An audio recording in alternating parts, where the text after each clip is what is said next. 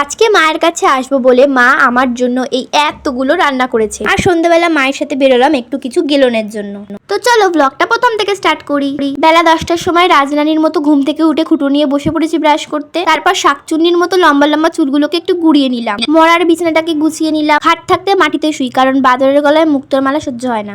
যাই হোক, আগের দিন রাতে মায়ের দিকে বাদাম ভিজিয়ে রেখেছিল, আর আমি সকালবেলা ভিজানো কিশমিশ খাই। আমার কাছে যেহেতু কিশমিশ ছিল না, তাই বাদামটাই টপ টপ করে মেরে দিচ্ছিলাম। খালি পেটে সকালবেলা ভিজানো কিশমিশ খেলে লিভার ভালো থাকে। আমার লিভারের দিকে মনে মনে বলে সারাদিন গান্ডে পিন্টে হাবিজাবি খেয়ে এখন লিভার ভালো করার জন্য কিশমিশ খাচ্ছে। যাই হোক, ফ্রিজ থেকে ডিরেক্ট ডিম বার করে সেদ্ধ বসিয়েছিলাম। তারপর তো দেখি ডিমের পেট ফেটে বাচ্চা আলাদা হয়ে গেছে। কি জঘন্য যে খেতে লাগছে ডিমটা। আমি ডিম খাচ্ছি না কাঁচা মাটি খাচ্ছি বুঝতেই পারছি না। যাই হোক, পেট ভরা নিয়ে কথা। ছাতু আর ডিম নিয়ে বসেছিলাম, আর আমি ছাতুটা না বিট নুন তারপরে লেবু এইসব দিয়ে গুলে খেতে ভীষণ ভাল লাগে। আগে চিনি দিয়েই খেতাম, কিন্তু মা আমাকে একবার দেখিয়েছিল যে ছাতুটার মধ্যে একটুকুনি লেবু আর নুন দিবি, টেস্ট বাড়বে। সত্যিই তাই। আর এদিকে গ্যাসে আম পোড়ানোর জন্য আমটা বসিয়েছিলাম, আর আম তো এদিকে গ্যাসের ওপরেই টয়লেট করতে বসে পড়েছে। আর আমি না আম পোড়া বানানোর সময় এরকম করে একটুকুনি আমের কাত আলাদা করে রেখে দিই। এইটা খেতে যে কি টেস্ট লাগে কি বলবো।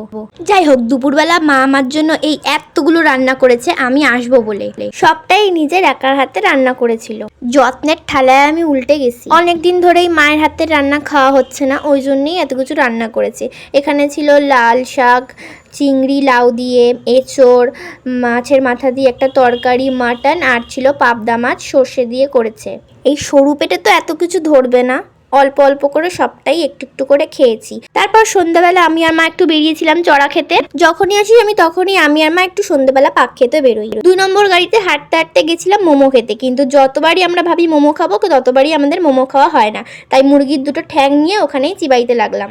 যতক্ষণ আমার কাছে টাকা থাকে ততক্ষণ আমিই খরচা করি। নিজেই ইনকাম করে নিজের টাকায় যদি মাকে খাওয়াতে পারি আমার তো বেশ ভালোই লাগে। যাই হোক, অনেক জ্ঞান দিয়ে দিয়েছি। তারপরে এখান থেকে মুড়ির মাখা নিয়ে আমি আর মা হাঁটতে হাঁটতে বাড়ির দিকে রওনা দিলাম।